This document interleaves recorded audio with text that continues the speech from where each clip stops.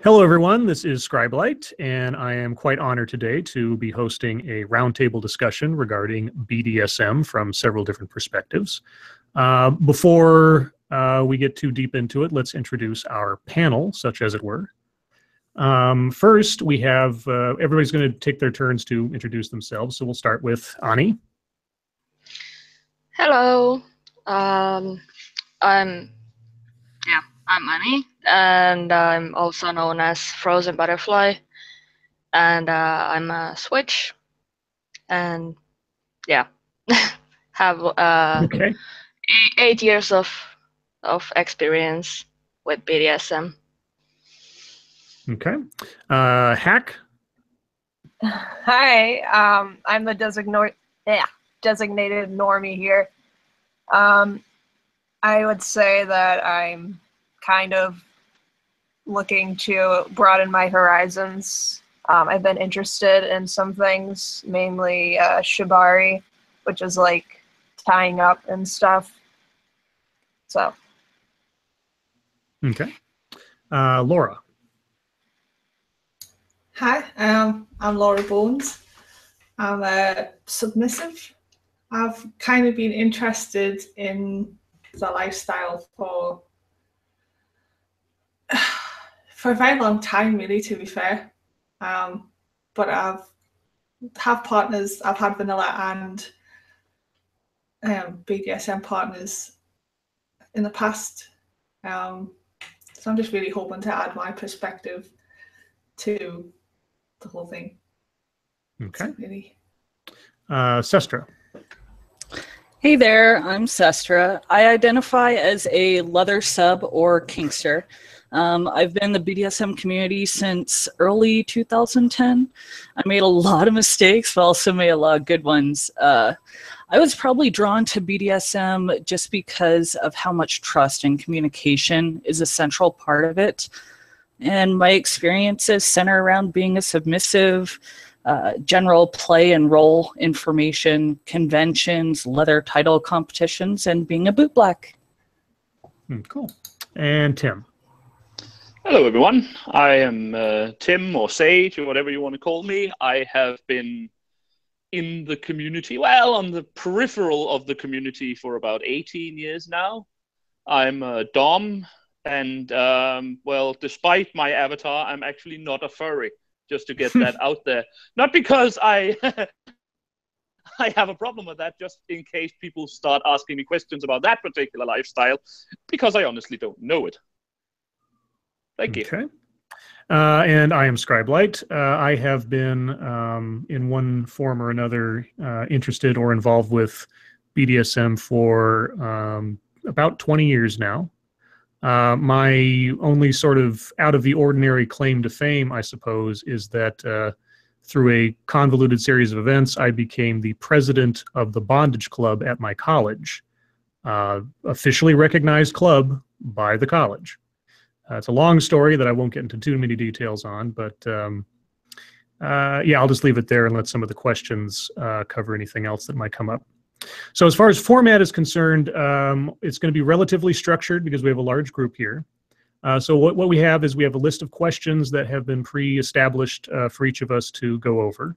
I'll be asking the question out loud, and then we'll go in order of the portraits as they appear on my screen here to pontificate as everyone will. There's no set time for how long you can give an answer or anything like that, but we will have our floating police person, in that sense, Hack Job, who are designated normie. She's going to be the one person who can sort of interrupt and either ask questions about terminology used or any things that need clarification, or to call out somebody for rambling, because, you know, that can happen. As far as questions from the chat are concerned, please hold your questions until it's chat time. Once we get past all of the questions that we have on a list already through everyone, then we'll open up the discussion completely to chat and questions. I don't have a specific timestamp for when that will happen because I don't know how long it'll take us to go through our different answers and such. But I'm assuming somewhere in the neighborhood of the second hour mark, we'll say. And so with that, I will be the quiz master for the sake of this stream.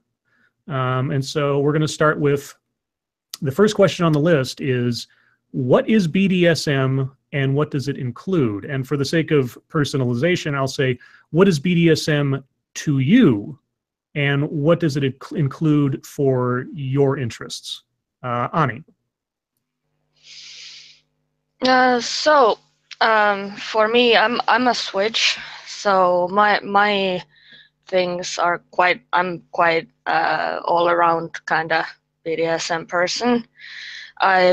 My first experiences were basic, very basic spanking and whipping and things like that, of that nature. And after that, I kind of got into shibari or bondage, and that's one of the things that I do the most nowadays. And of course, I have a lot of fetishes like leather, PVC, latex, rubber things, and yeah, I'm kind of a all-around BDSM person. I do basically anything except for children and animals, if that makes any sense. Sure. Okay. Hack, your turn.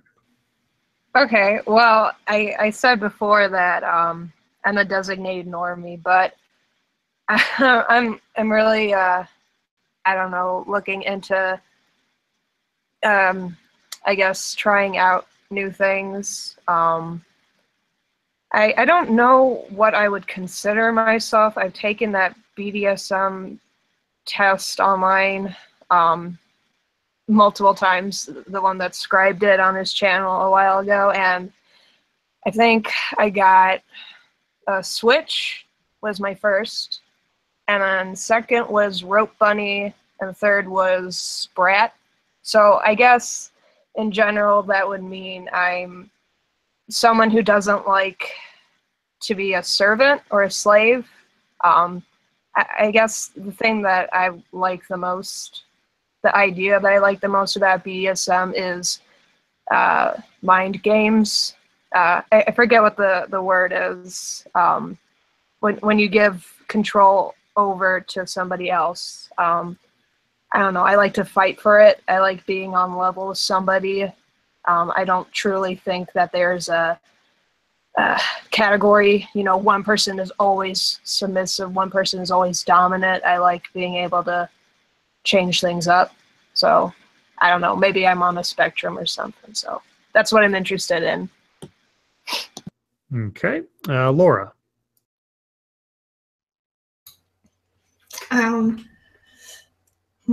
For me, it's quite a lot on the psychological side, because I'm a submissive, and also it's the whole, I guess, degradation side for me as well.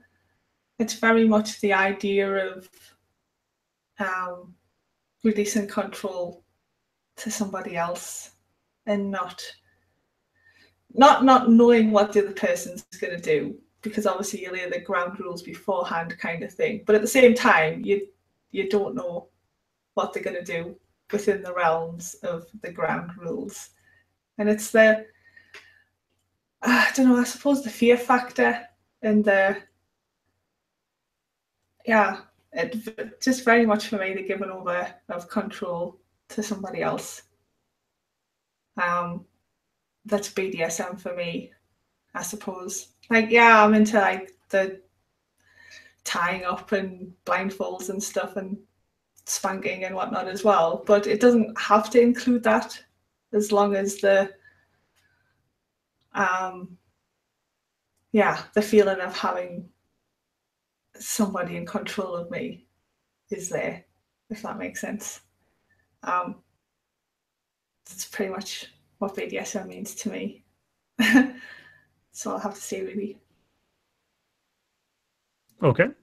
Sestra. Oh gosh. So BDSM for me, wow. So I've always kind of been into rough sex. Okay. which I'm sure that several people who are here also have been. I had found BDSM originally thinking that it was like fucking craziness, that it was not necessarily illegal or against somebody's wants and needs, but that was you pushing your extremes to an extreme level. Came to find out that's a lot more based on trust and trust and communication. So I became really drawn into it, and I love pushing my own boundaries. So I'm kind of a semi-masochist. Used to hate needles, which is essentially piercing and then coming out the other end. Used to hate them. Now I do it to myself. I guess I'm into it because it allows me to push my own boundaries and grow, not only in my thoughts, but in how I feel about different things as well. So yeah, I guess that's mine. All right. Tim? Well, BDSM to me has a lot to do with how I got into it, because that was basically a girlfriend I once had who one day basically asked me if I would mind terribly much to do a rape fantasy scenario with her. Got into it through that. So my experiences have been primarily within force and rape fantasy role-playing. I have done some bondage stuff. I have done some edging. Is quite good. The part of it, or the slave master thing, is not something I have the largest bit of experience with, but the sort of, again, dominant, rough force play is my primary experience. Why I'm into it so much that as I am, I think it has to do with the fact that I'm not really in my personal life an aggressive, or aggressive, not in a angry aggressive, but a sort of aggressive, outgoing kind of personality, and having to force myself into being forceful and dominant is quite a relief and quite an interesting thing to experience, actually. And I think that's it for me in that particular question. All right. And for myself, BDSM is it's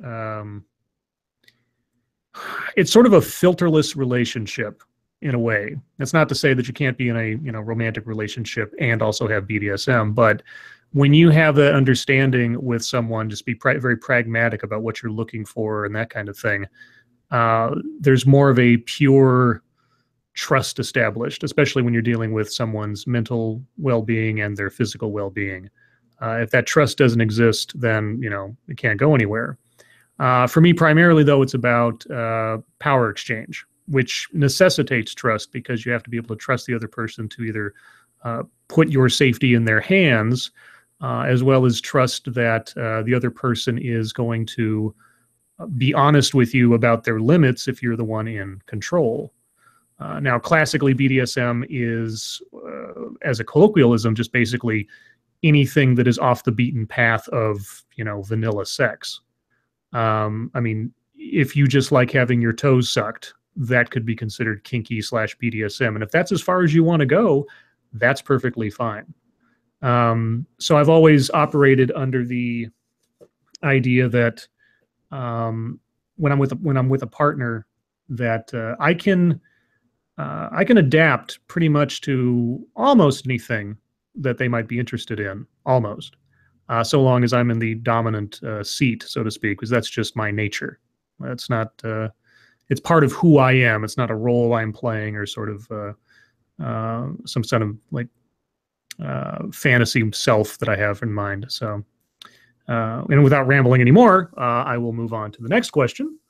And some of you have already answered this, but if you wanted to elaborate on it anymore, by all means. The second question on the list is, why are you into BDSM? And Ani again. So for me, this is kind of interesting. I've been studying psychology a lot, and personal reasons, because I've had a lot of depression and things like that, which actually in a way has kind of led me to this, because I need a lot of trust in a relationship to open up. And the funny thing is that I'm not completely sure how it started, because I've heard from my mother, because I came out to my parents, that I had tied up boys in the playground when I was in kindergarten. And I don't really, like, yeah, it's the trust and it's the communication and it's all of that, because of my long history with the bad relationships and things like that, probably.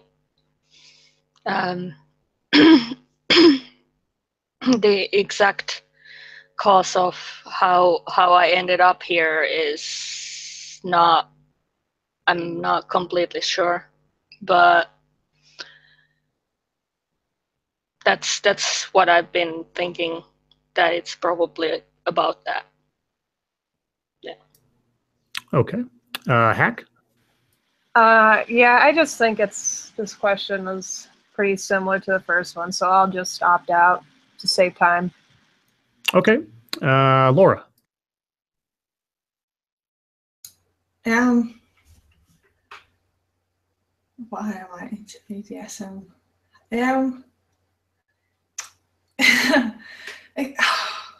It kind of just boils down in its simplistic sense, is because I like it in its simplest form. It like what I described before, the power dynamic and whatnot it's just extremely exciting. Yeah, I just believe people are generally sensual creatures, in all fairness. Yeah, it's pretty much just because I like it. And that's probably the simplest format you can put for most people, in fairness, but yeah. Okay. Sestra? Yeah, I'm going to say the same and just do a skip on this one, just so then we can move on forward, since I pretty much already said it. Gotcha. Tim? Yeah, I already basically mentioned that it was to a certain degree a way to express myself in ways I already have. To a certain degree, Laura said it right, because I like it. It's the truest of all answers. Of course, it's also the most useless one. I suppose if I have to analyze it to a certain degree, it's because not only that I don't really express under normal circumstances, it gives the act a certain degree of intimacy that even just vanilla sex don't necessarily have for me. I can't really explain it. I can't really explain more than that. It just gives it a kind of, this is my true self, even more than any other kind of act could have when dealing with sexual experiences. Also, as Scribe mentioned earlier, just the whole trust issue. If it's done right, it creates that bond of trust that it's very, very, very difficult to find basically anywhere else. But I think beyond that, I think I already answered that question. So. Okay. For myself, I could easily get very sort of deeply psychological on it. When I was very young, my father was a relatively exacting individual, and I learned very quickly the perils of making mistakes. And as a consequence of that and several other things, over the course of my life, I became very self-conditioned to be very in control of myself, first and foremost, because there were a lot of things both internally and externally in my life, that were, decidedly out of my control. But as I worked internally to sort of measure myself and meter out how I reacted in situations and this, that, and the other thing, it just became a part of who I was to seek order, so to speak, in things. And as I grew into my teen years and sexuality, that notion carried over, and being in control, not only of another person per se, but also of myself, and I think we'll probably get into that later on in the course of the questions, just became a natural fit for both myself and obviously BDSM. So I think that is why I am into it, is that it just it ended up becoming I grew into the kind of person that reacts most, I guess, positively towards the power exchange dynamic that is inherent to most BDSM. Not all, but most. Okay, on to the next question. And again, I'll personalize this a little bit. Is BDSM all about pain and sex to you, or does it involve / require pain and sex? Or pain or sex for you? Ani? Yeah. Well, actually, for me, it's it doesn't, in a way, because the psychological side of it, the control of the person, is to me, it's the more important part.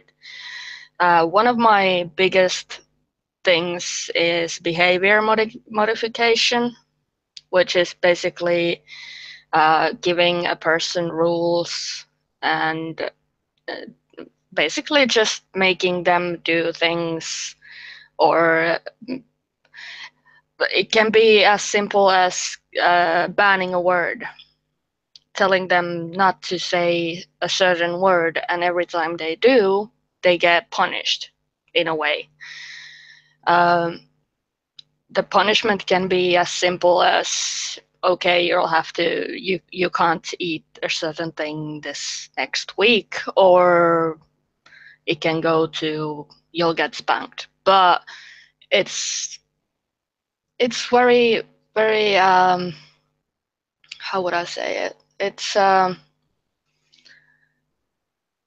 there's so many things that you can do without actually exacting any kind of pain into it.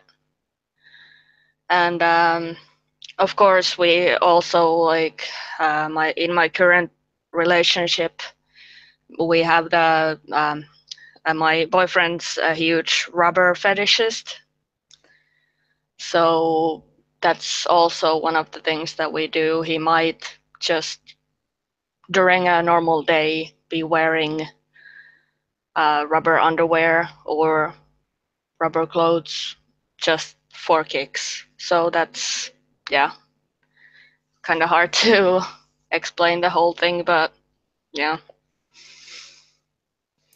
Okay. Hack. I know people hate this word because they link it to gender, saying spectrum. There's just so many different genres and subgenres of BDSM.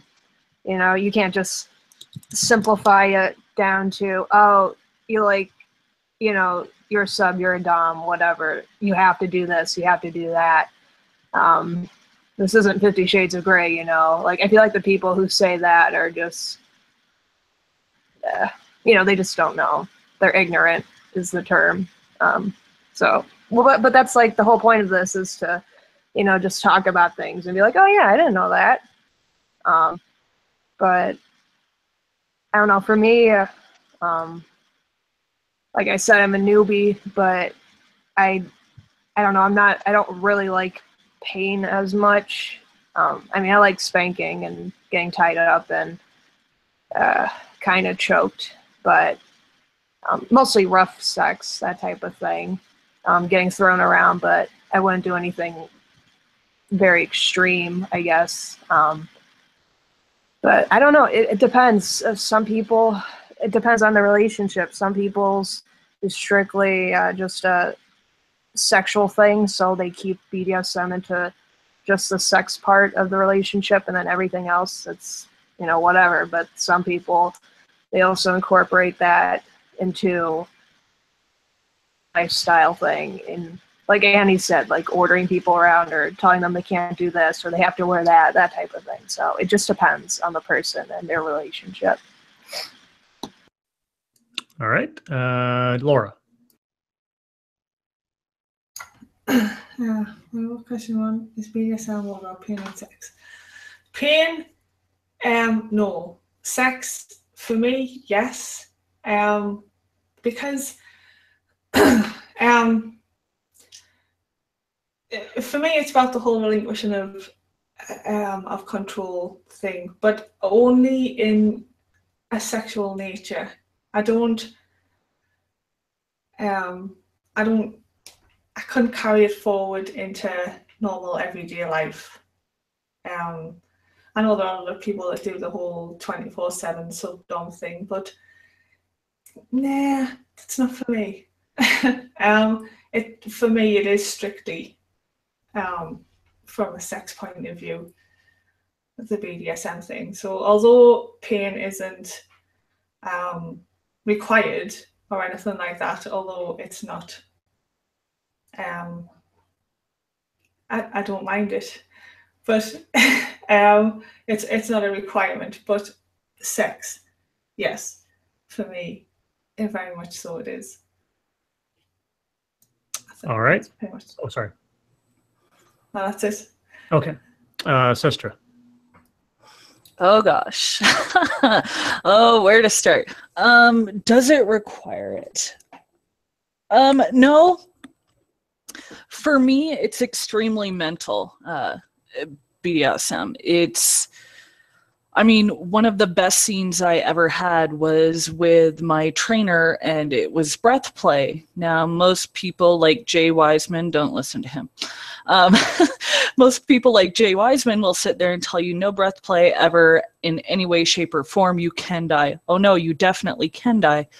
With this scene, though, all he was doing was moving his hand in front of my mouth, and I would hold my breath, and I knew that he knew that I was doing that, so he'd wave it again, and it was just like such a fucking turn on. So extremely mental. You don't even have to fucking touch me for it to be fun. I do enjoy the pain, depending on what it is. I love floggers. I can do flogging for hours. Boot stomping is cool. Wrestling, punching. I'm very feral in some ways. Now, as for me versus other people, at the parties I do not play because the type of play that I enjoy doing actually scares some people into thinking that there could be abuse going on, either in the scene or outside of the scene. I don't think that BDSM is in just sex or is just kink. I think that it depends on the person. For some people, definitely. In the bedroom only, that's the only time it's ever done. For other people, like, they can just spank each other at the club and not have to have sex that night. It's that fulfilling for them. And then some people, it's both. Or they'll do it after.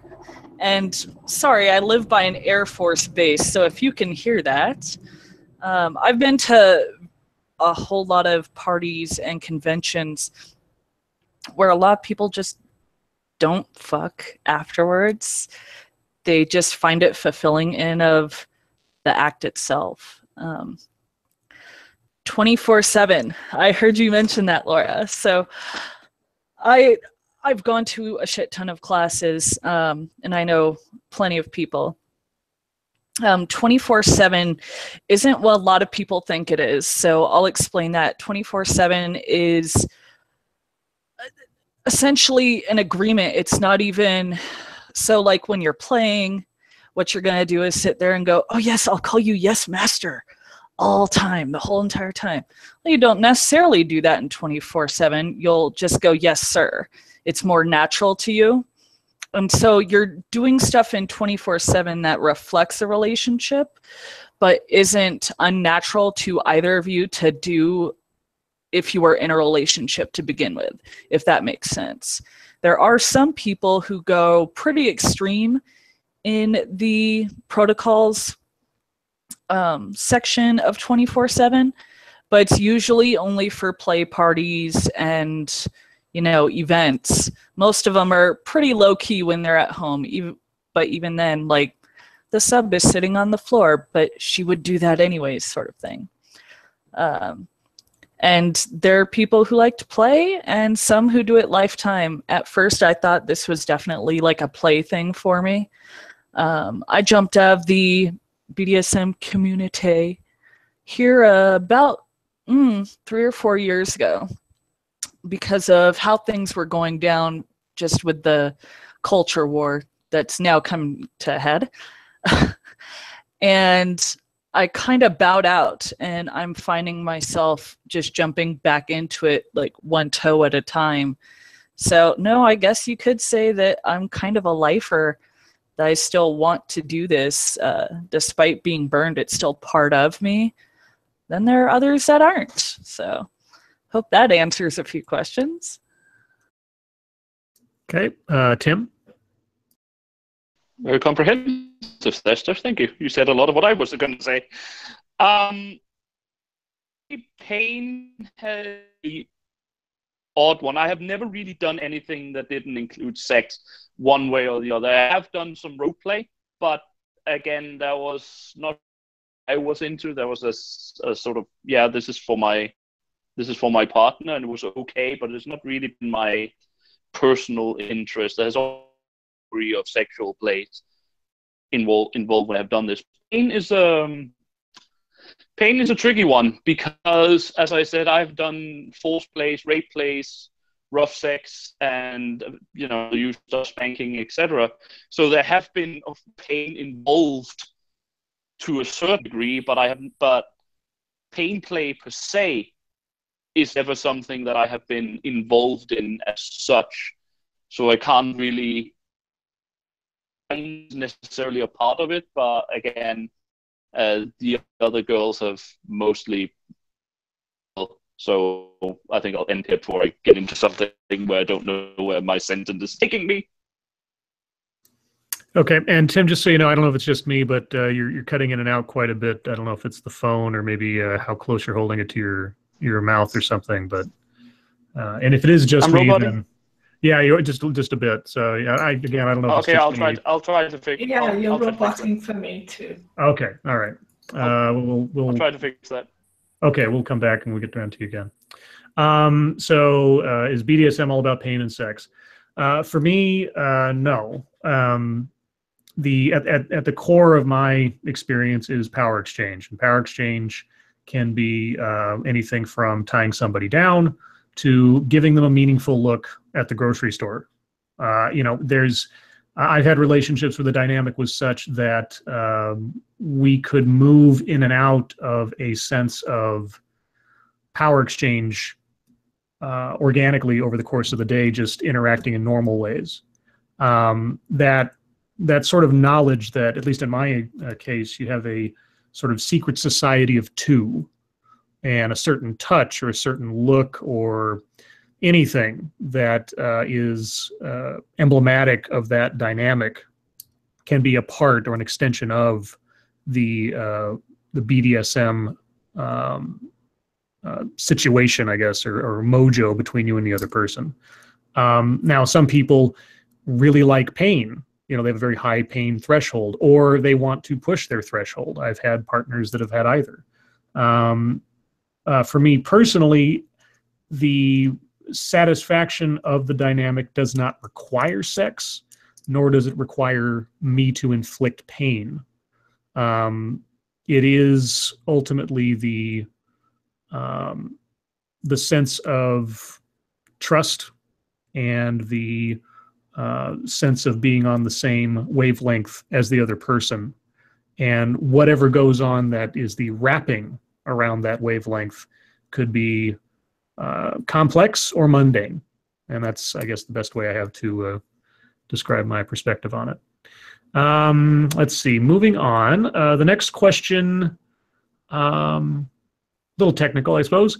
Do you need to have all of this gear, ropes, handcuffs, whips, etc., to perform a successful scene, at least in your, I suppose, in your experience? Ani? Definitely not. That's no. For a long time, I didn't have basically any gear at all, and of course, some of my dominants did, but my first one, his thing wasn't really the gear or the clothes or anything like that. His thing was the power exchange and all the like mind control kind of thing. It was mostly mental, and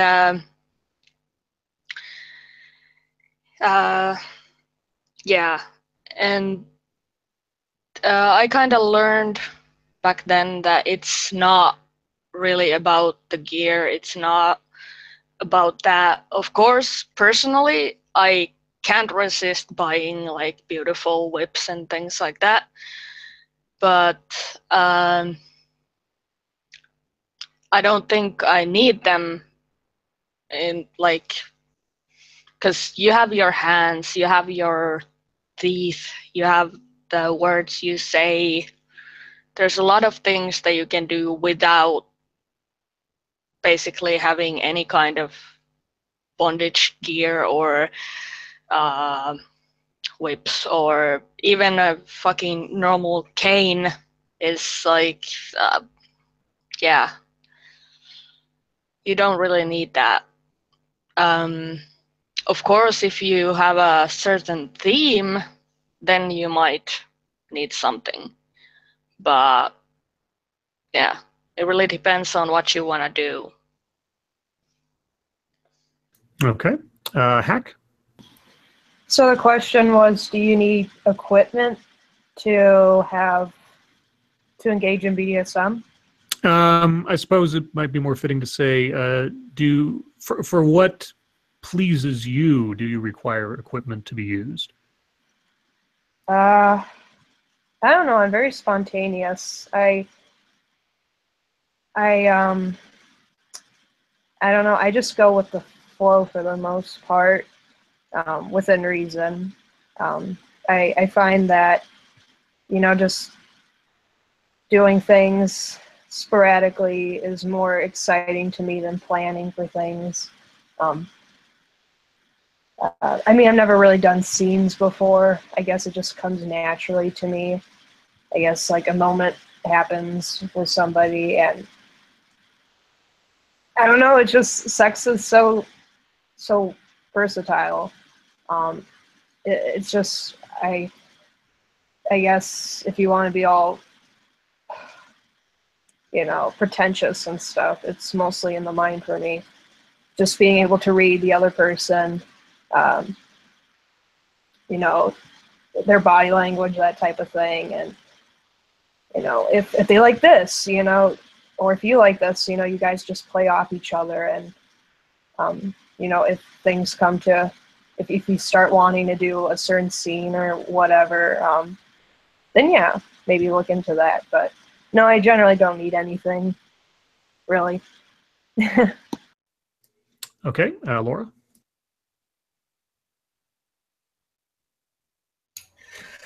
Do you need to have all this gear? Well, no, you don't. I suppose at the end of the day, no, you don't need it. But excuse me. It does. At the end of the day, it does entirely depend upon what scene you're trying to play, I suppose. There are like substitutes that you can find within normal life to fulfill the roles of like rope and handcuffs and whips and things like that. So you don't necessarily need all the gear, but at the same time, sometimes it can go well towards setting the right scene, I suppose.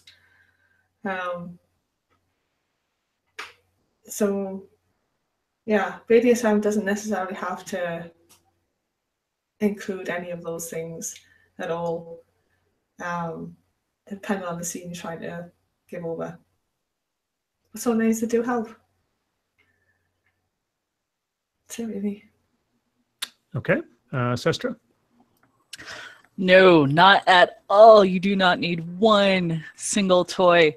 One of my exes got a $400 toy bag to put all of his toys in. It still didn't hold all of them. And he did not ever use every single one of them. I have getting like $60 leather cuffs and wrist cuffs. No, I've used them maybe 2 or 3 times. You can have plenty of scenes that are extremely mental. You can have scenes with going down to fucking Home Depot and just grabbing some different rope and looking at videos online of how to tie somebody up. You can get all kinds of toys for cheap or make them yourself.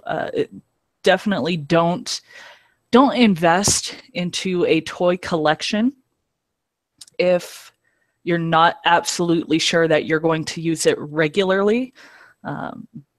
They can be very expensive toys and definitely not worth putting your money into it if you're not going to use it. So yeah, you don't have to have them. It's nice if people do, but there are so many ways to get the same exact feelings and the same exact response with cheaper made or homemade or just in your own hands. So no, you definitely do not, in my eyes. All right, Tim? Yeah, I basically have to agree with a lot of other people. You don't need them. They can be useful. They can enhance a scene very much.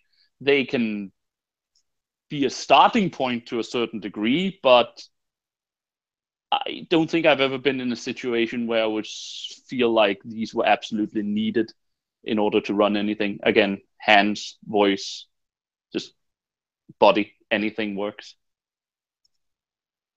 And I'm done. Okay. Yeah, I mean, there's I'm not so much desirous of gear as I am for space. Man, what I wouldn't give for like some kind of like empty abandoned warehouse or something to do stuff in, because holy cow, my apartment's not nearly big enough. I had an ex-girlfriend who had a couple of very specific fantasies. Nothing that was required, nothing that was sort of like, deal breaker kind of thing, but things I wish I could have done, but I lacked either the funding or the very specific equipment or things like that. It's nice to have if you've got it, the equipment or the fancy stuff. It's not necessary. Now, for some people, maybe it is necessary. Maybe you need something that complex, or you need something very specific in order to have fun, so to speak. But in my experience, as long as the intent is there and as long as you're willing to be creative, one of the things that we spent a good deal of time on at my college club was we'd switch, no pun intended, we'd switch off week to week between a discussion night and a quote unquote show and tell night. And by show and tell, I mean, here's how we made this thing at home. Here's how I went to the hardware store, like sort of Sestra was saying, and got this item and this item and this item and put them together. And oh, I'll have my own cane or my own set of cuffs or whatever. If you're willing to put your imagination into it, 9 times out of 10, you can create the thing you need to get the job done utility-wise, rather than actually having to spend big cash on the fancy cuffs or this, that, or the other thing. And there's lots and lots of guides out there to guide you through making homemade kink or, home equivalents to it. So again, for me, not necessary, but given the circumstances or given the scene you're trying to set up, it's nice to have. So let's see, moving on to the next question. And I'm going to vary this depending on who's speaking, because some of us have experience with this and some of us don't. For the submissives or switches in our company, how would you describe subspace to someone who doesn't know what it is? And is there some unusual ways to get there as a submissive in your experience? And then for the doms among us, describe what, for lack of a better phrase, dom space is for you. So we'll start with Ani. So as I told everyone, I'm a switch. My experience with subspace is quite limited because I don't get there too often. Thanks to probably my ADD, I can't concentrate enough, if that's like makes any sense. But when I do get there, it's usually just it's a mental state that you go into. There's nothing else in the world at that time. It's kind of a, I would compare it to meditation in a way. It's you're experiencing something so fully that there's nothing else basically anywhere. And for me, every time the rope hits my skin, I go there, which is, I'm very lucky about that. But yeah, it depends on who's holding the rope too.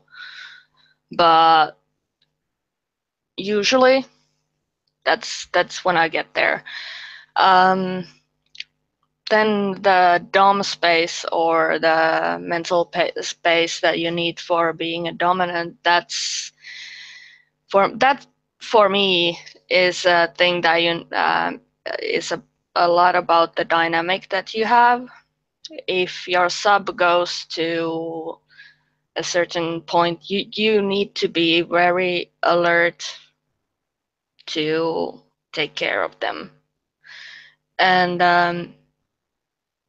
it's kind of hard to describe to someone who doesn't have any sadistic or dominant features to them. I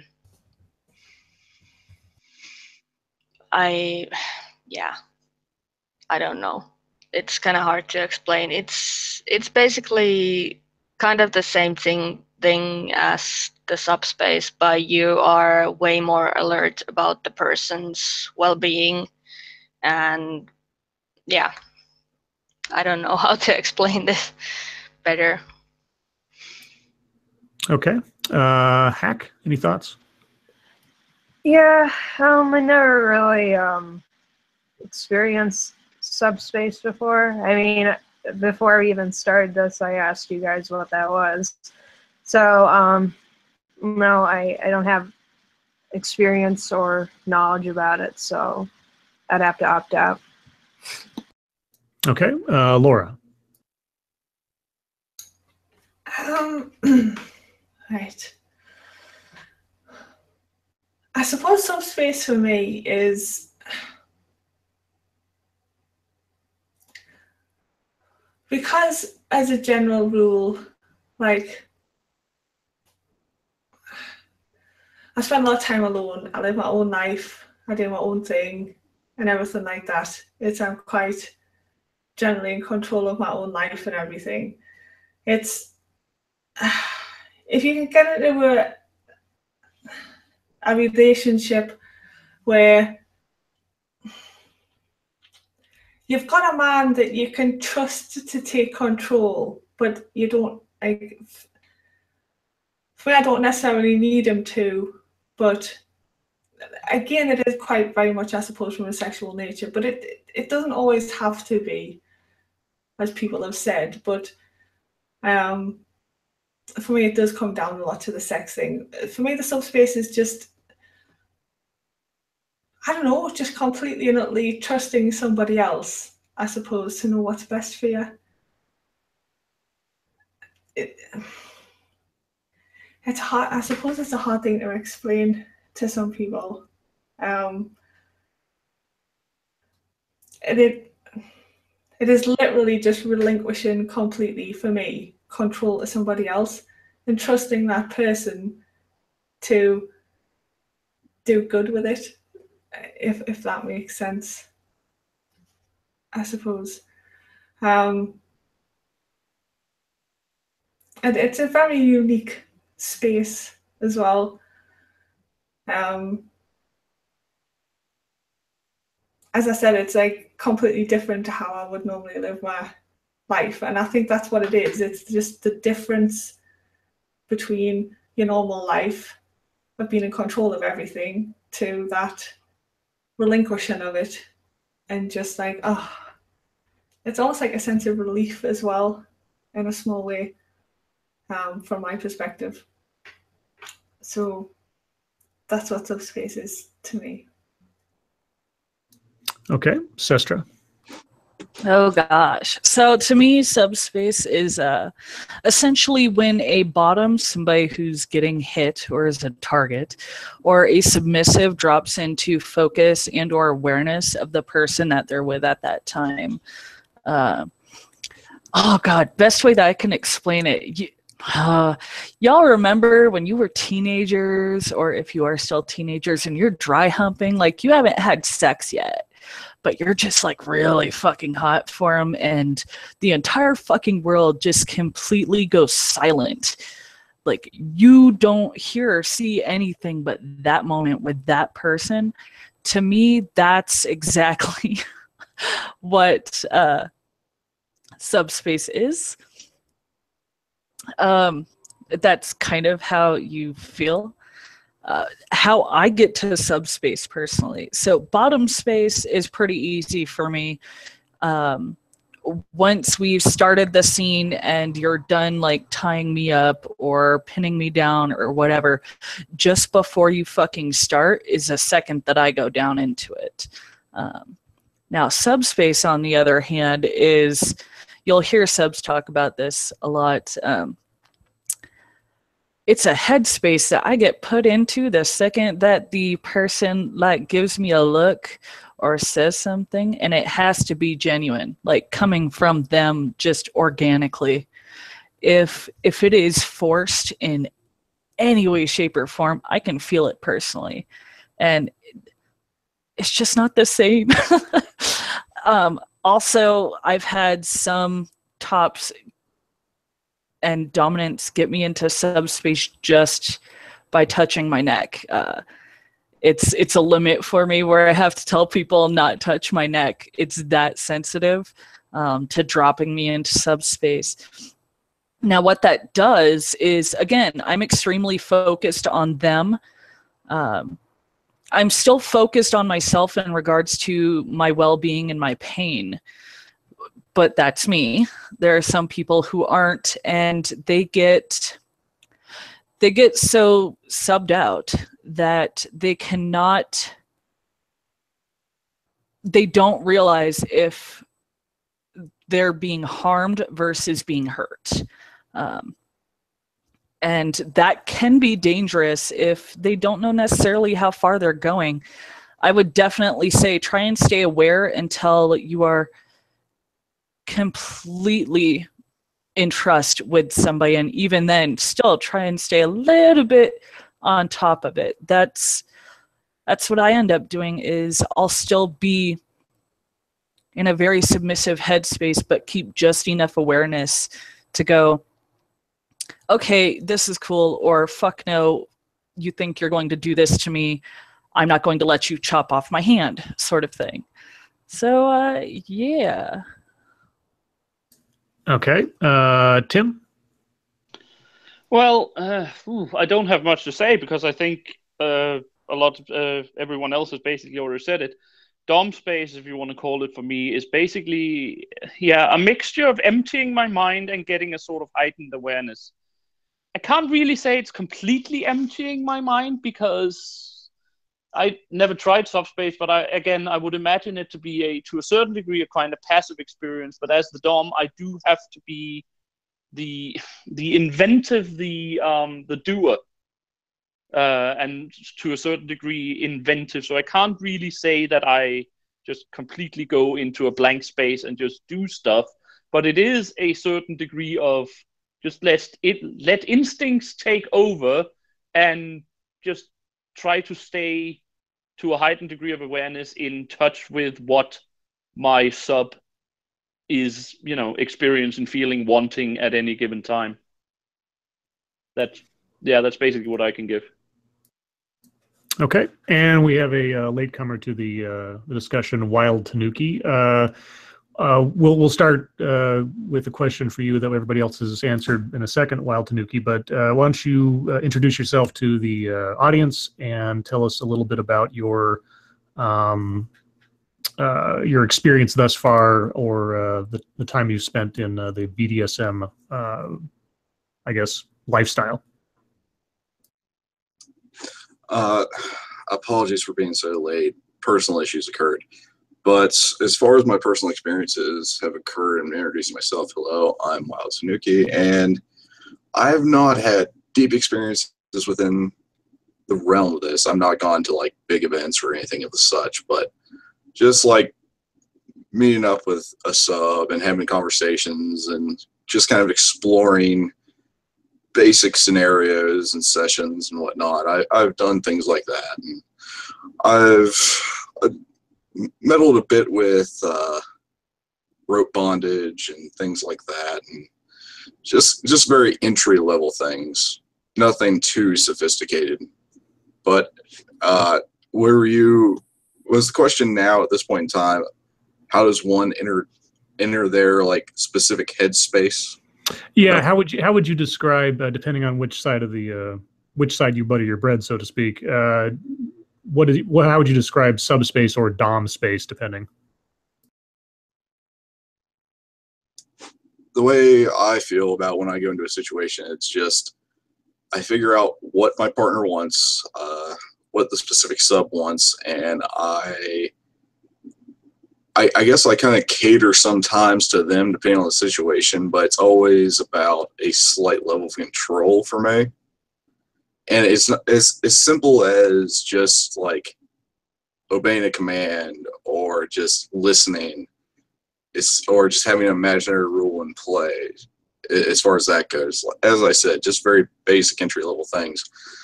And like I said, the extremes go to as far as the sub can handle. And then I just kind of take a minute to think about how I wish to go about things, think about how I want the session to go. And then I just immerse myself within my own mind. If that makes sense, I suppose.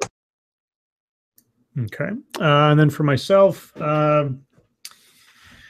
so I've got a very practiced answer to this because, and I'll explain why in a second.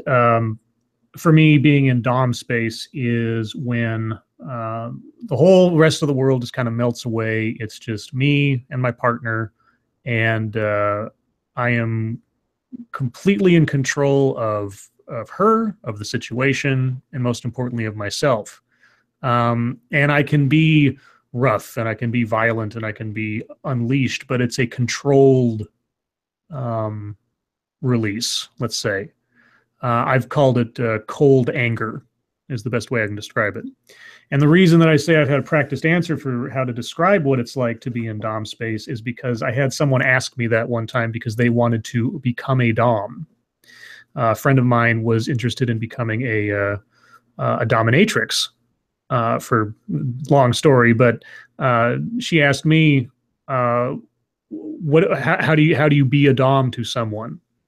And I never had to sort of articulate it before in a way that someone else can understand. So the closest analogy I can come up with is if you've ever been at a job and you had to train the new person at the job. Like, let's say you're training them how to use the cash register or something. So you stand next to them and you tell them, okay, here's how you operate this, here's how you operate that. Now you do it and I'll watch you and I'll, correct you or whatever.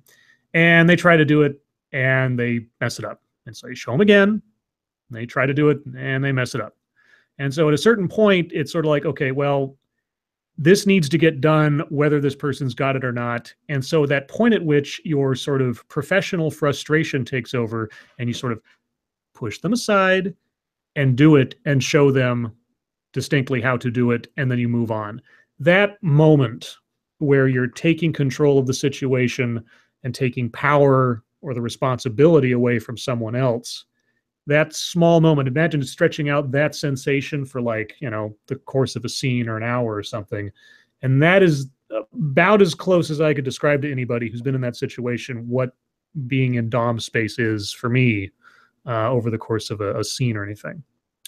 I am going to make a line item veto on the next question on the list, mainly because I want to make sure, and I know this is me being paranoid, that we stay distinctly within the R-rated range of things and not risk getting into the X-rated range of things for the sake of the stream and any other situational things that might happen because of YouTube community guidelines and things like that. We might be pushing some boundaries as it is. So I'm going to jump over to the next to last question on the list. And this is a relatively good question. How do you approach the subject of BDSM or the involvement of BDSM in a relationship where I presume it hasn't already become a factor? Ani?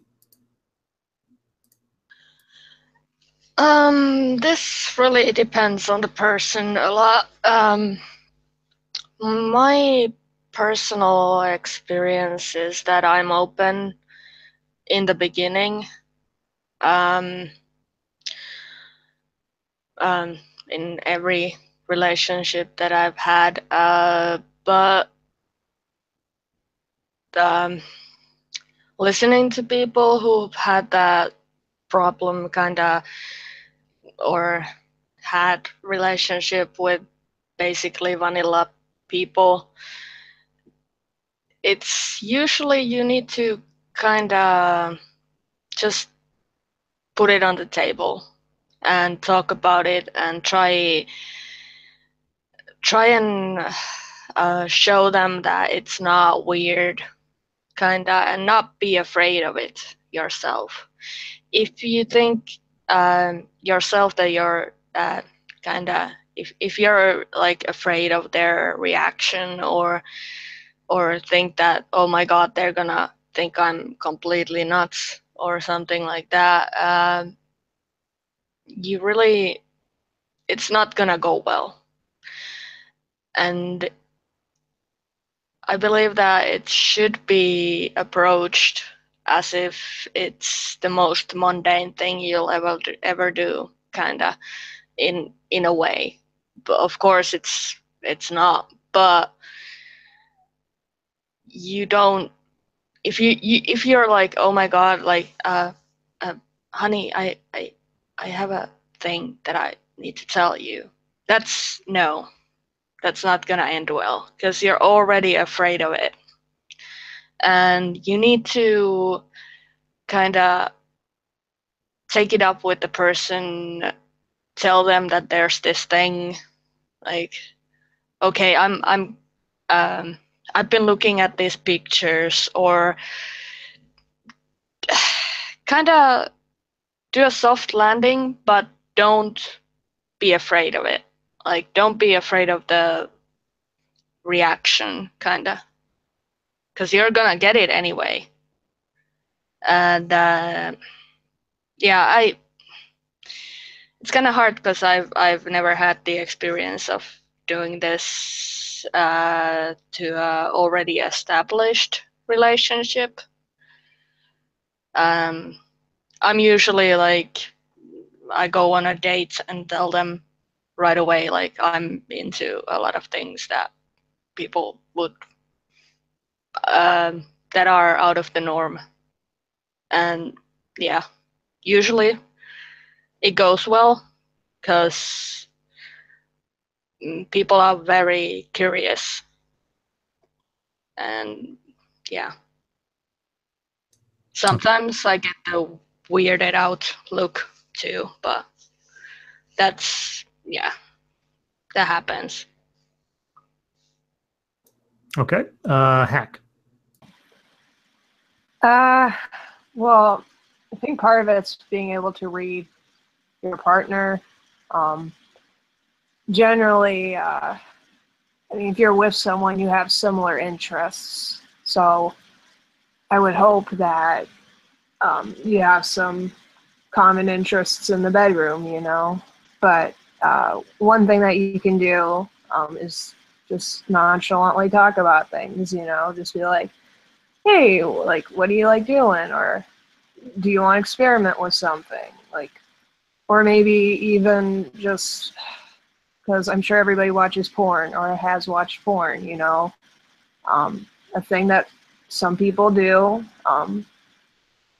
you know, is watch porn together or whatever, you know, and that's I think is a good way to do it, you know, to suggest things, is to be like, hey, like, I'm really into this genre of porn. And then, you know, if they like doing that, I mean, if they're curious, you know, watch it with you, be like, yeah, like, this looks really, you know, like, this turns me on a lot, you know, just to get their mind open.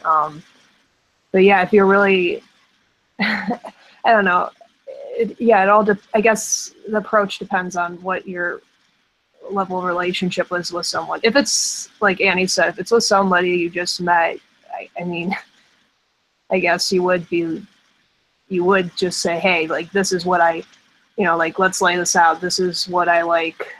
What do you like? What do you not like? Etc. Etc. But it all depends. As long as you're not hiding things, that is the thing. I think that's the main point, is not to hide things in general. Nobody likes having things revealed to them or getting surprised. So yeah, it's all about communication, basically. All right. Laura. How do you approach subjects in a relationship? This one has sometimes actually been a little bit tricky for me. I have, most of the time, if I've been in a kind of relationship where BDSM is a thing, then the guy has usually kind of made it clear from the off. The last long-term relationship I was in,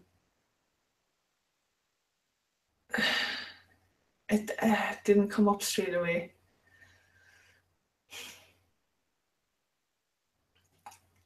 And it was a little bit tricky introducing it because, like, the person in question, excuse me, wasn't quite into it.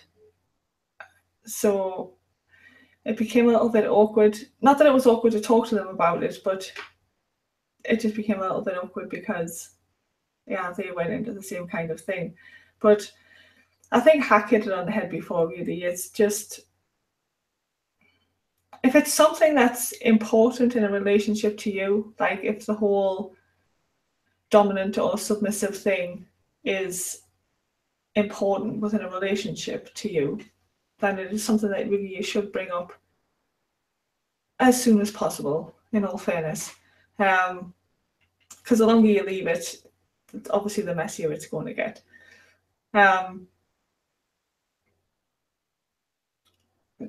Yeah, so you just need to talk about it, really. And if it's not something that's important, if you can, like, have a relationship without that, like a normal vanilla relationship or whatever, for want of a better word, then fair enough, don't bring it up.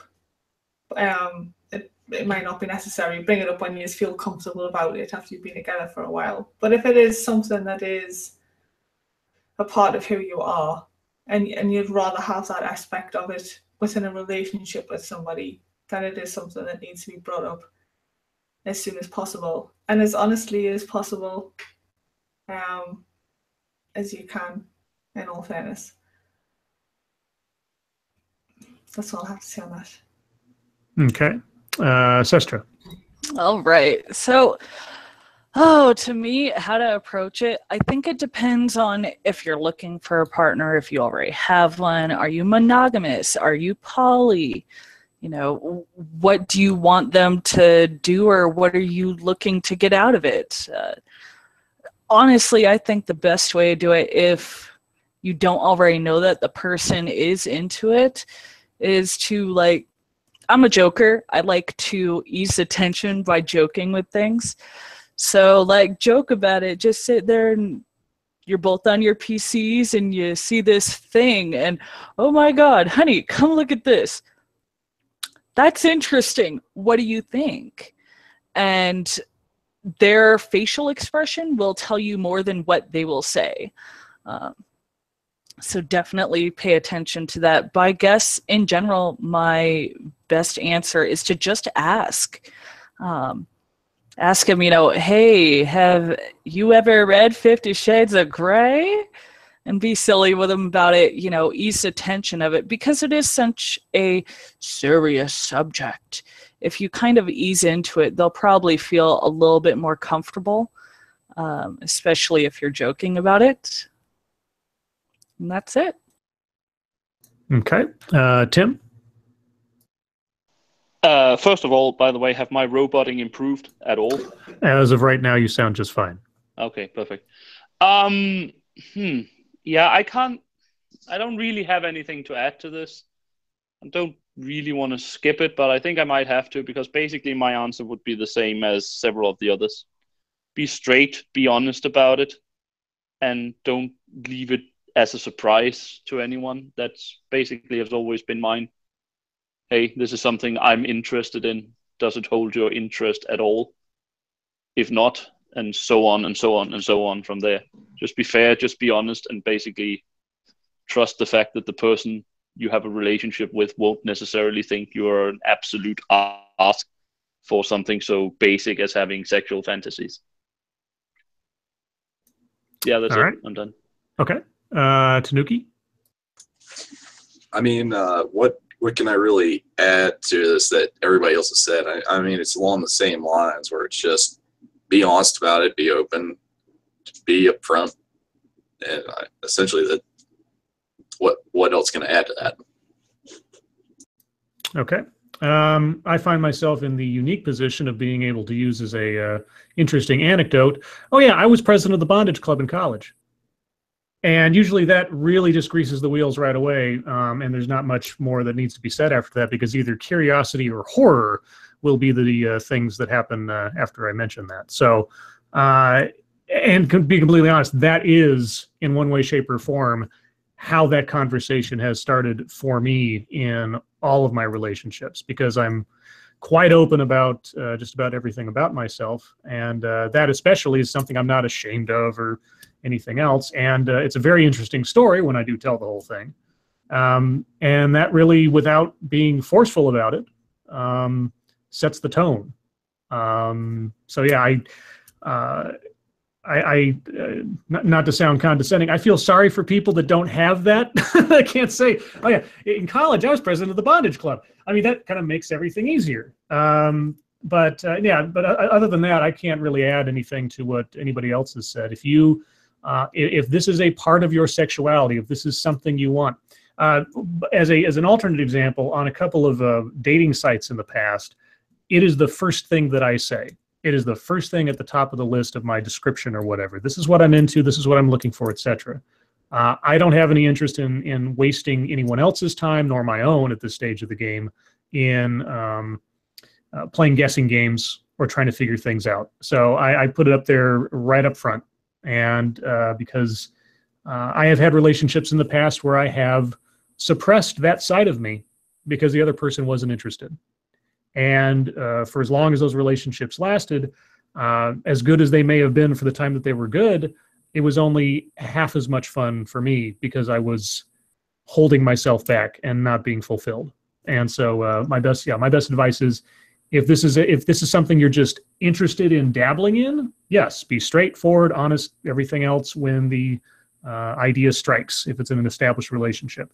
If this is something that you know is part of who you are, definitely find a way to introduce it early on, and don't look back. And if the person's not interested, then hey, that's life. That's all I gotta say about that. Okay, so we're gonna get to the last question on the list. To try to keep this from going off in 17 different directions, I'm gonna say, off the top of your head, give us your 2 best safety tips. And it can be about anything from, ropes to just in general or whatever, but your top 2, the first 2 that come to mind, so that we're not going off into the bushes too quickly. Ani, what are your top 2 safety tips for BDSM? Learn about it, basically. To learn first, read about it, find a way to talk about it with someone who already has done it, whatever it is, and then be aware of yourself or the other person, depending, of course, on which side you're on, which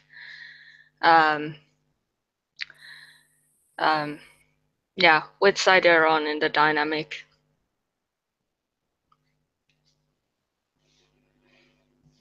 Okay.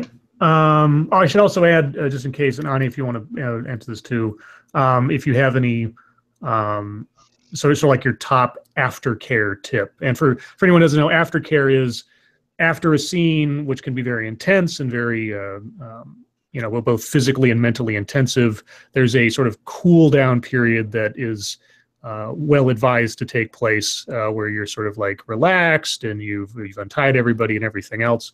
If you have any aftercare tips. Well,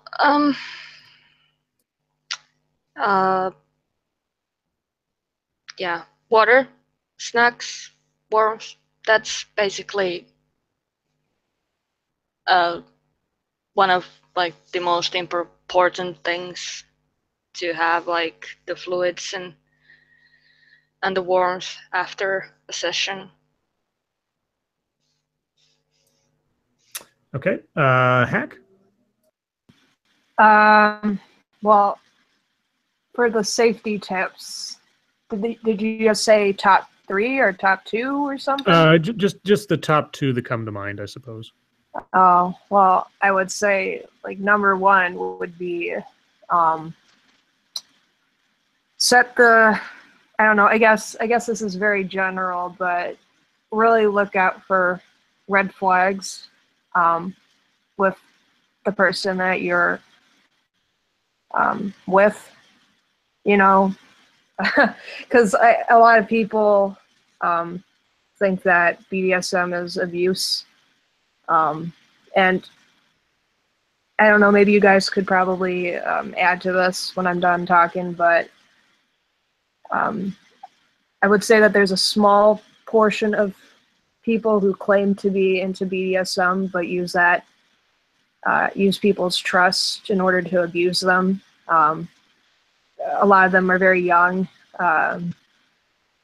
just are ignorant about the protocols or, basic etiquette, but some of them are ill-intentioned. So you really, really have to really be mindful of that, which is why communication is so important. So in general, a thing is to set what you like.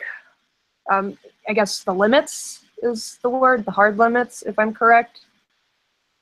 What you like, what you don't like, but might not mind experimenting with, and then what you definitely will never do. And that's something you always need to communicate throughout, your experimentation, your experiences with somebody. And I mean, I was talking to somebody once a few months ago, and I was telling them, kind of having this conversation, and they were like, okay. And then out of all the, I don't know, out of all of a sudden they were just like, oh no, you want to do this? I was like, no, that's my hard limit. And then they're like, well, maybe just try it. And I was like, no, sorry.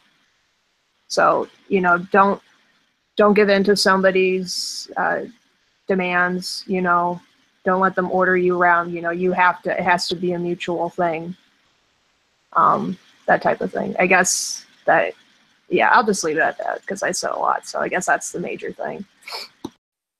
Okay. Laura?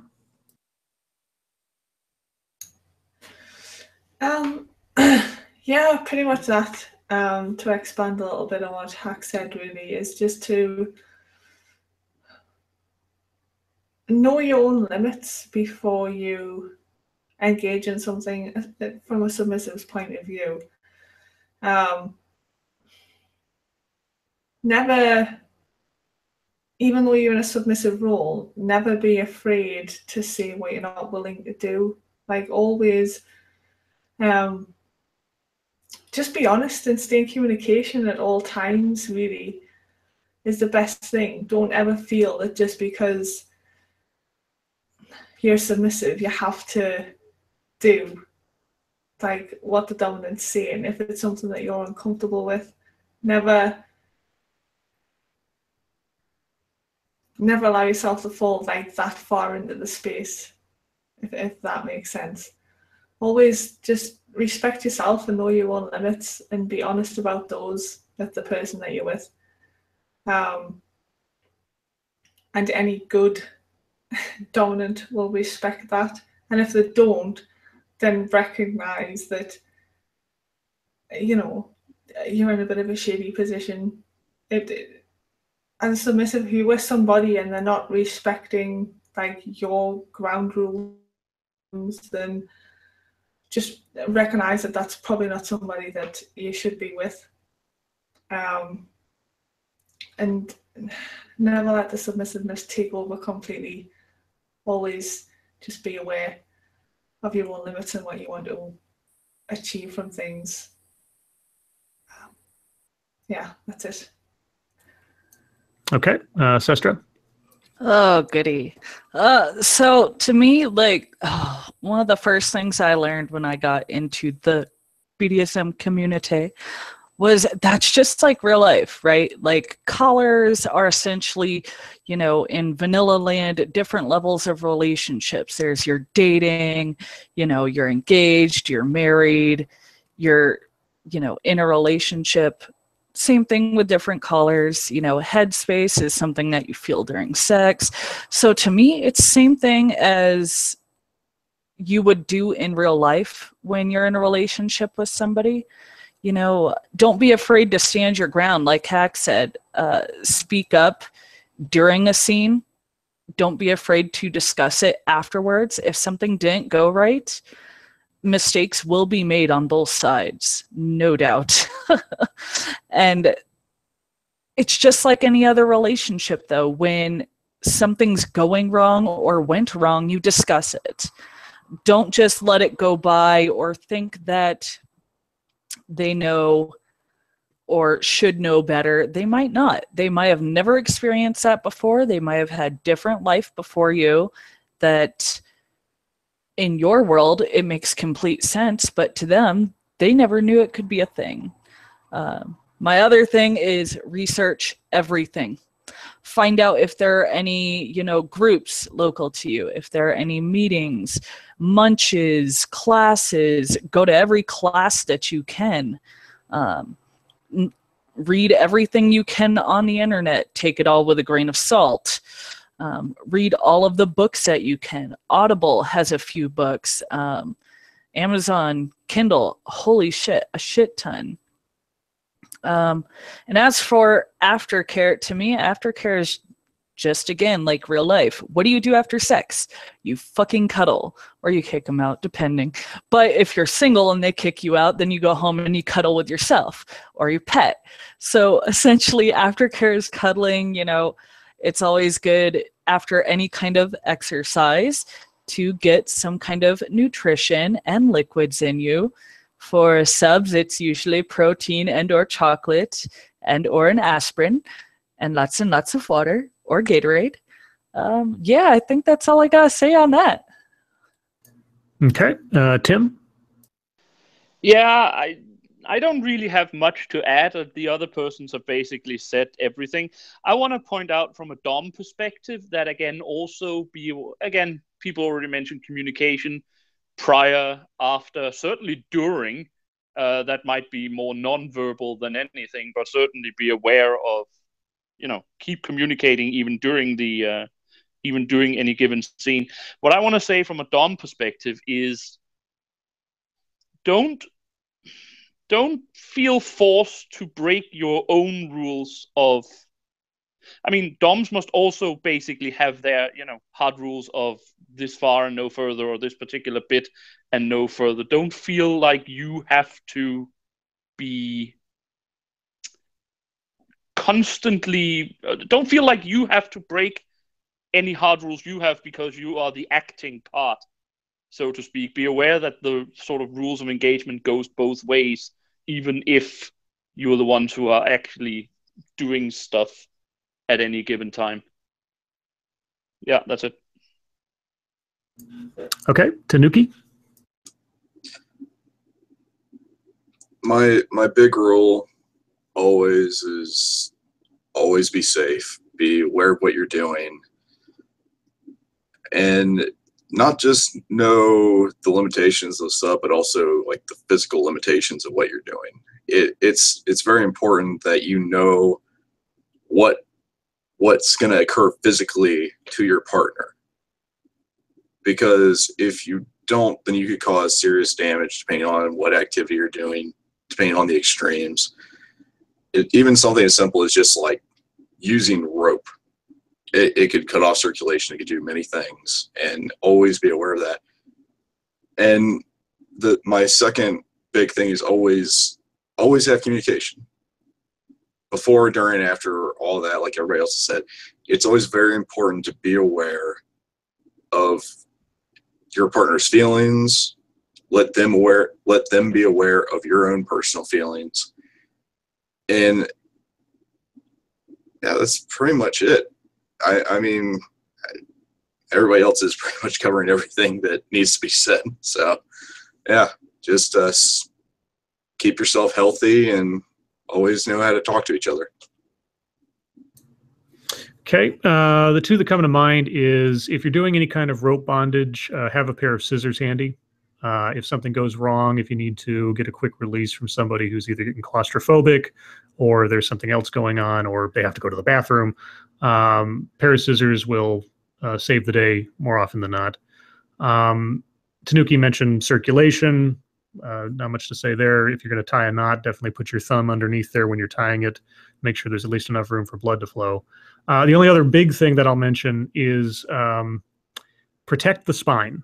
If you're going to be using any implements, whether it's a flogger or definitely a cane or some kind of hard surfaced object, do not hit the spine, either the tailbone or on the middle of the back or anything else. You could conceivably cause nerve damage. So unless you're very practiced in what you're doing, stay away from the spine.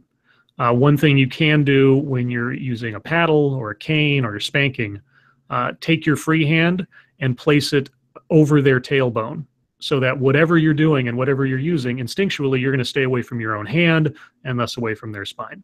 That's the stuff that comes to mind. So now I suppose we will move on to chat questions. So now, not quite sure how you guys want to do this. I figure we can all turn our microphones on and just try to be polite adults and not barrel over each other as things come in. But chat, if you have any specific questions for an individual, please put their name at the front of your question so that we know who you're talking to. If you have a general question, we'll do our best to make it coherent and take our turns. So as we wait for the questions to come in, is there anything else anybody wanted to talk about or say before we move into the big smorgasbord? Damn it, you just made me forget. I have that power.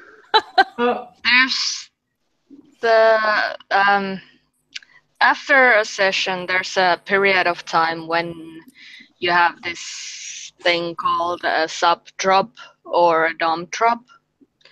It's basically coming down from the session. It's because usually, especially when you're playing with pain, you have a lot of brain chemicals going around and kind of causing mayhem in your head. And it depends on the person how long it takes. For me, it's usually there's the first couple of days I'm either very quiet or very hyper.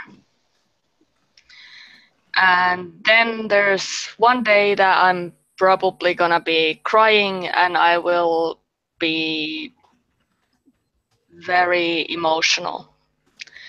And as a Dom, you need to be very aware of that. And you, you kind of need to have the communication open after the session too, for at least a week, I would say, because it can take a week to come down from that. Okay, so let's see. Our first real question. I think we already kind of went over this, but in case anybody else had anything else they wanted to say, Lenuggets asks, what is the best way if you don't seek someone on a kinky site or hookup party to bring up BDSM? Just bring it up and hope it doesn't drive them away. And if so, oh well. Yeah, kind of, yes. This is the best answer to that question, really. As I said, if it's something that you want to have within a relationship, then yes, it is something you need to bring up straight away. And if the other person isn't into it, then I suppose you have to make the decision as to how much you love that person or whatever against what you want. But, just from a straight off point of view of just meeting somebody, then yes, I do think it needs to be brought up pretty swiftly. But as I say, if it's something that you're not that bothered about, that it's something you're into, that you can bring up later in the relationship, that it doesn't matter if it happens or not, then yeah, just bring it up later when you're comfortable. Yeah, you really have to know for yourself whether this is a relationship deal breaker or not. Is this part of who you are? Is it just something that you want to, it's a novelty you'd like to try out, that kind of thing? I mean, you may discover over time that it's more a part of you than you thought it was, and that can lead to all types of interesting situations. But if you know for sure this is as a part of your sexuality as your orientation, then certainly you're going to want to bring it up as early as possible to make sure there's no misunderstandings. Let's see. Elijah Fernandez says, have any of you ever dealt with any fake DOMs, so to speak? Yes. If so, how did you handle them? Well, then I'll step back. God. Who wants to go first? I can go first. I've had a very bad experience with a person who is now in jail.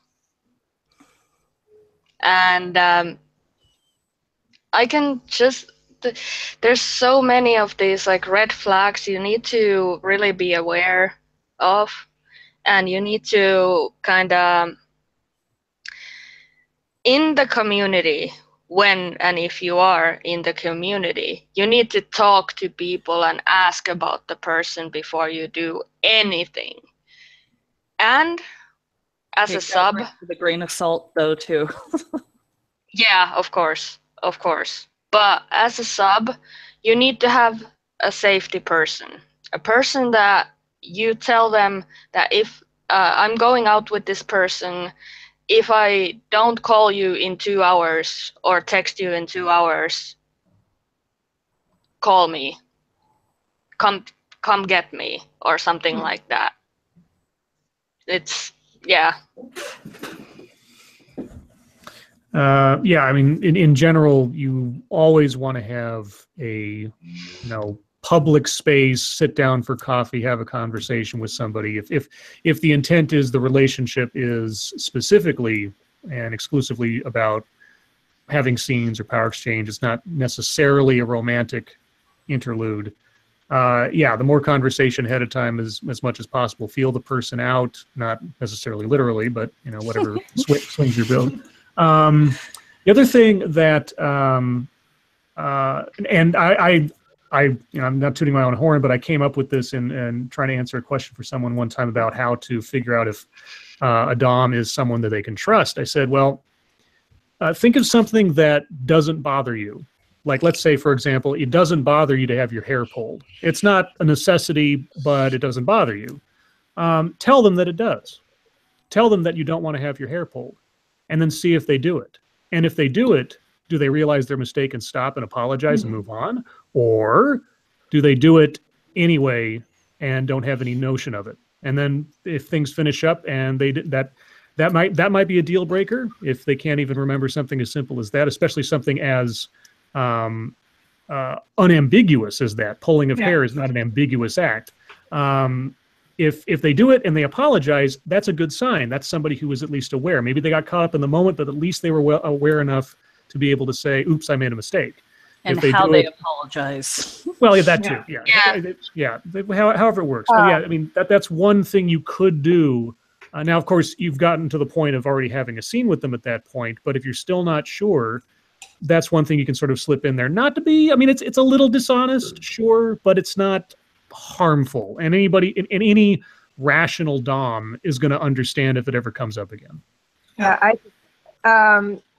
Elijah, I'm looking at the chat too, but it was kind of a twofold question. So one of them was, I guess, the abusive fake Doms.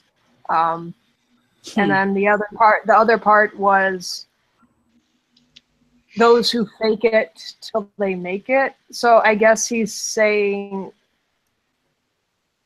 I don't know what that saying or the term is, but one person's dominant or whatever is another person's sub. It's all based on, I guess, your personality. Do your personalities match well? So somebody could totally, just, I guess, make somebody, I don't know what the word is.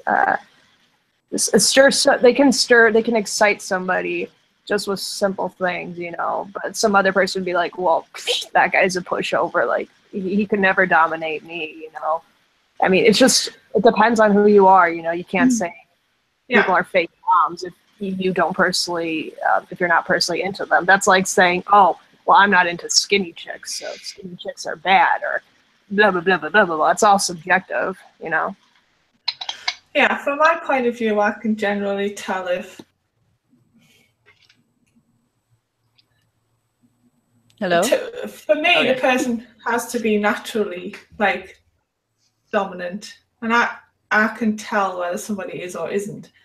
I'm not saying every submissive can, or the submissive thing can, but I can. If that makes sense. So you learn to realize when somebody's kind of putting it on, for want of a better word. But to somebody that it's putting it on, to somebody else, it might seem natural. So it is quite an individual kind of thing. But yeah, it doesn't. If I feel that somebody is just being arrogant rather than confident, then yeah, there's a big difference there for me, because arrogance often breeds unnecessary cruelty that confidence doesn't. Yeah, then that's also a difficult thing to distinguish sometimes if you're in the submissive position. Like, is it arrogance or is it confidence? And that's That's why preliminary conversations about limits, setting the boundaries, starting off small. I mean, you're not. It is ill-advised that with a new partner you jump straight into some really complex scene or some whatever. Do little things at first. You know, stuff that doesn't involve sex, stuff that doesn't necessarily involve taking your clothes off or whatever. Work your way up if you're not sure, because at the end of the day, I mean, even if you're the submissive, you're in as much control, if not more so, in the relationship than the dom is, because ultimately, if you're not willing to take it, he can't give it, or vice versa, depending on how things are. So yeah, it's really all about feeling the person out. And on the flip side of it, you don't necessarily want to be someone else's training wheels. It depends. I mean, if you love the person, but they're really inexperienced, maybe you'll put up with them getting the learning curve to feel it out, because that's how relationships work. You make compromises, you learn about each other and work up to things, and that's how it works. But sometimes if you really want to get it on and this person's just not doing it for you, you might want to move on. Yeah. Yeah, no, definitely. And then there's also the submissives that are bad for the dominants and gaslight them left and right. Yeah. There's something in the community that is always trying to push, that one has power over the other. It's called power exchange for a reason. They both have power. But they're also both that can abuse it to the point of calling in a lot of mental distress for the other person involved. I've seen it happen. I've also had bad doms myself. Let's see, I had one who said he'd be my trainer and then used word for word Miss Abernathy's omnibus on, was it slavehood? I can't remember. Erotic slavehood, there we go. Word for word. And I hadn't read the book yet, so I didn't know. And then I found the book, and then I found the fucking quotes, and I was pissed because I thought that this was guided by that sort of thing, but he was making his own decisions. And that's something you need to look out for too, is are they doing it because they think that's what a dom is supposed to do, or is it something that they want to do? If it's something they want to do and you're okay with it, cool. If it's something that they think others think they should do, move on. Not worth it. Not worth it at all. And essentially just feel it out. If you barely know a sub or a dominant and they are trying to get you to do something to them or do something for them, walk away.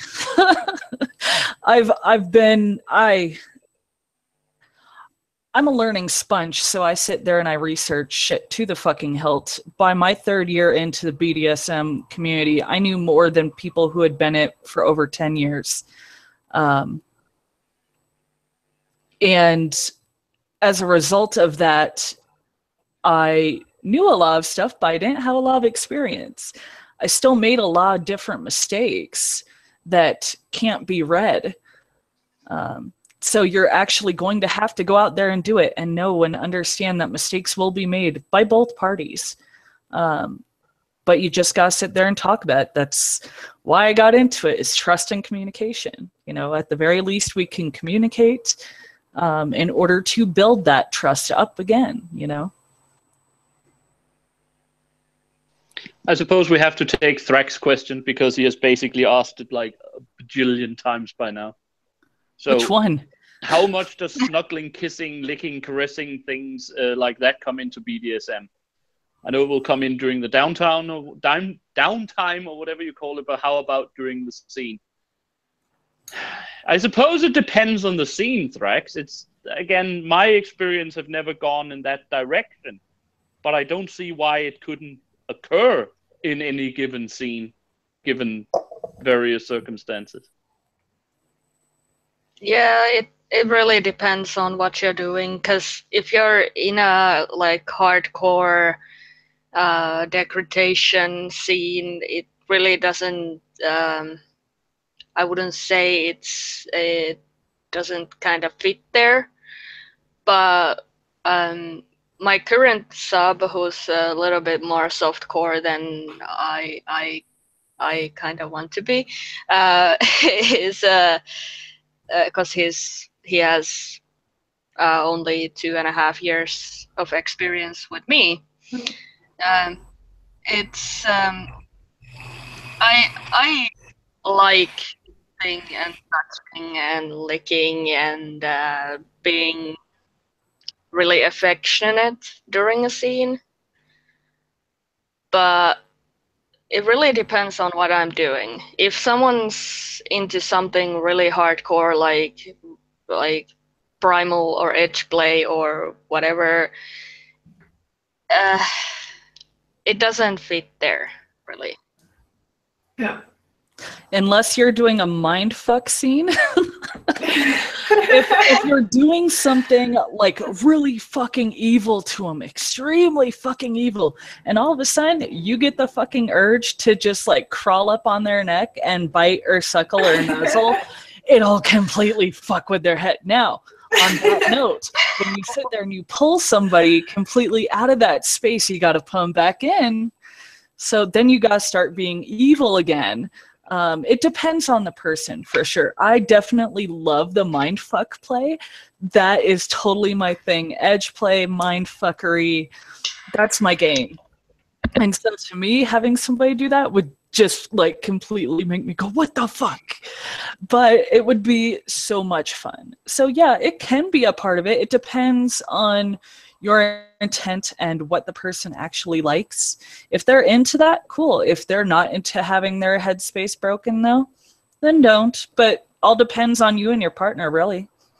Yeah, because there's nothing like there's nothing to say that you have to have like every time you have sex it has to be BDSM related. Like you could have moments where you could have just vanilla sex, for want of a better term. Oh yeah. Do you know what I mean? I don't know if you're in like an emotional moment or a romantic moment, especially with somebody that you're with or a partner, then it can totally go down that route. It doesn't always have to be oh yeah, kinky people have regular exchange sex at all time. Yeah.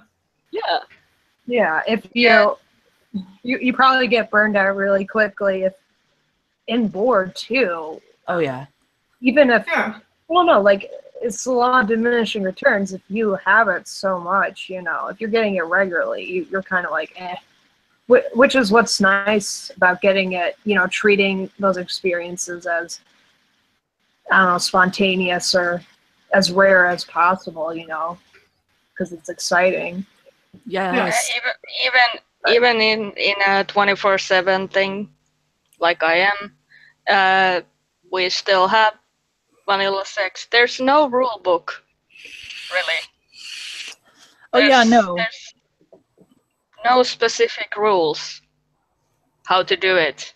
It's up to you, basically. Yep. Completely agree. People will tell you how to have your relationships. People will tell you how to do play. The only thing that you have to worry about with play is your risk levels. The spine covering is one thing. Another one that I had always heard was beware of the kidneys. Avoid the kidneys at all costs. Well, one girl, just during warming her up, just patting her back lightly, okay, freaked out when I went over her kidneys. And I'm sitting here and I'm like, I'm not even going to get you red with this. Yeah. So, you know, your level of risk and what you're willing to do is all up to you. All right, chat, we got about 10 minutes left. So if you have any questions for the group or a particular individual, please post them in the chat with either their name at the front so we know who you're talking to, and certainly put enough question marks so we can spot it as a question versus a statement or something else. Yeah. Let's see. Otherwise, this is going to be a very short question and answer period. Is it okay if I pose a question? Oh, of course.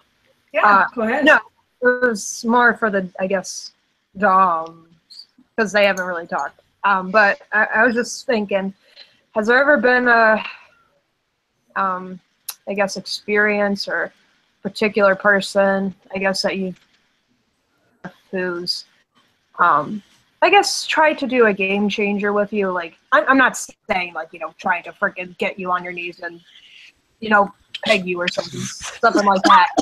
Sorry. I guess what I'm saying is, have you ever dealt with someone who's your routine, or, you know, tries to make you, I wouldn't say go full submissive, but do semi-submissive things? So like popping from the bottom? Yeah. Yeah. It could be mental, you know, just playing mind games with somebody, or Yeah, I've had I don't know. I've had a couple of partners who, not that they were trying to like totally turn the tables, but challenged me, let's say, either in the course of normal everyday stuff or actually during the course of a scene or something. And at least in my experience, most of that had to do with they were sort of, like I've said before, testing to see if I was able to quote unquote handle them. I've heard that a lot before. It's like, oh, I don't think you can handle me and all this other stuff. And I'm like, yeah, whatever. Because, you know, yeah, it's not, yeah, that's like the most common challenge I hear. Yeah. Or they have, to get more psychological about it, they have that part of them that wants the release of being a submissive or going into subspace is in direct or is completely countermanded by their natural instinct to take over. Because like some of the best or most intense subs in the world are people that in their real life have to be in control, either their job or their family's circumstances, or just their natural tendencies are to be in control, are to be organized. And this is their release, this is their escape. But even then, they have to be able to let go of that need for control. And sometimes that'll start asserting itself in the middle of a scene or something. It's your job as a Dom, and if you know them well enough, to be able to put them back in a place where they don't feel they have to be in control, or really turn on your end of the power exchange so that they have nowhere to go and they are forced to give up control. Yeah. I guess to add to that, sorry, I just wanted to add to that, because we kind of talked about it in the chat a little bit earlier. We were kind of going on about something. I think I said something along the lines of, how can you be a dominant if you want to get pissed on by submissive or something? So is there something to that? Is it possible to have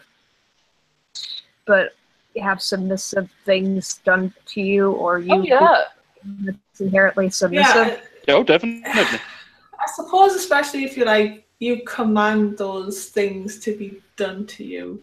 Yeah. Yep. I've Yeah, if you know what I mean. It's like you could quite easily be on the receiving end of what we consider to be submissive things, like spanking or pain or whatever. But if you've commanded that thing to be done to you or whatever, then you're still in control of what's occurring. If you know what I mean.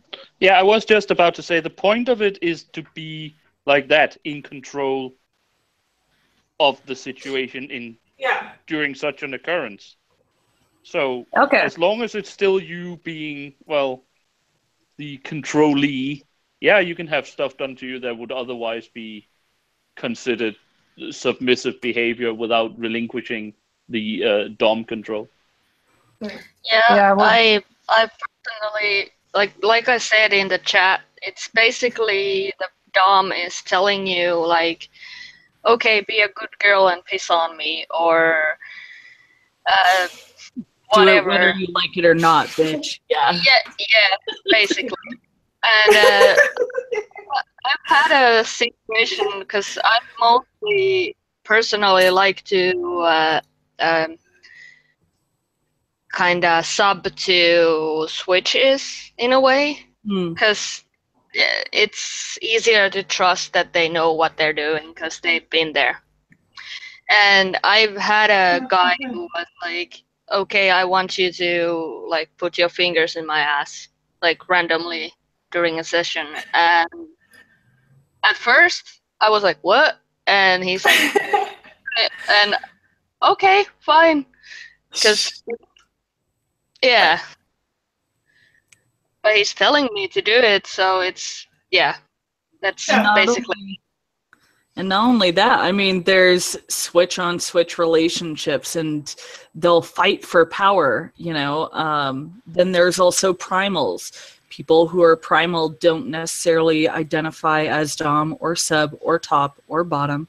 They just sit there and fucking, like, go after each other and know what is and is not okay to do.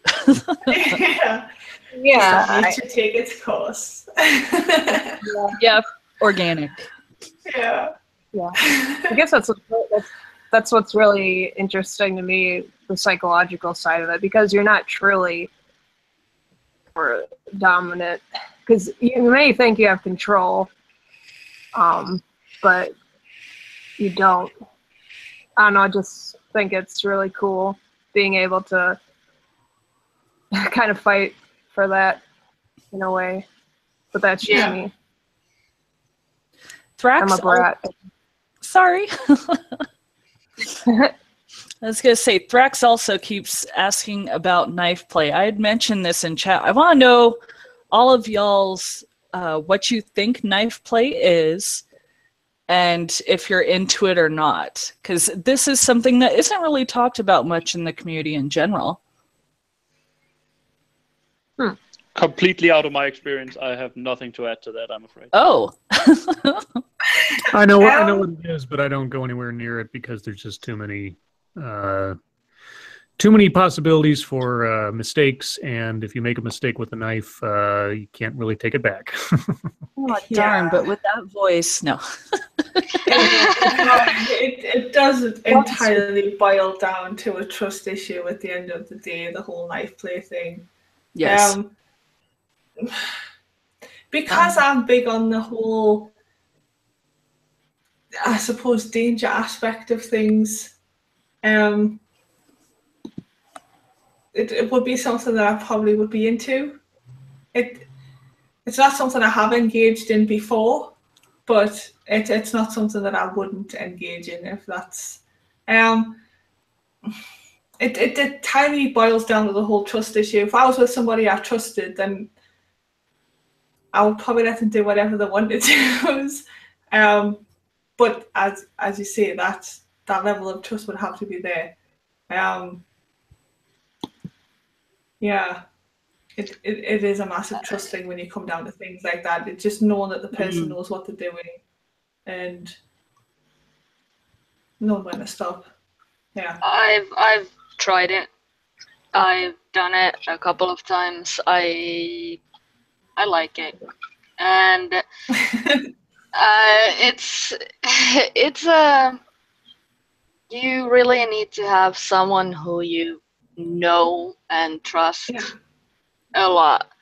And when I'm personally in the dominant side of it, I don't do it to anyone who I've known less than like years, really, because I need to really know exactly how far they are gonna go in that. Yeah, because wouldn't you say, I guess, a lot of the reason why people have misconceptions about it, or they're like, oh my God, you're like freaking chopping them up, you know? Yeah. That type of thing. It's like, here's the thing. I initially thought when people said that, like they brought up knife play, or I read about it somewhere. I literally did think it was like, you know, cutting them and like licking blood or something. Yeah. And then I found out. I was just like, oh no, it's just like kind of like similar to like I don't know. Do they call that edge play? Like yes, play, it's you know, it's one of the things that's in edge play that a lot of people are scared of. For me, I love knife play. My main kinks are all about fear, control, or lack of control. Yeah. And restraint. Those are my three biggest things. Guys, I hate to cut in, but Yeah, we're coming up on the end of the dang. stream. So I just wanted to.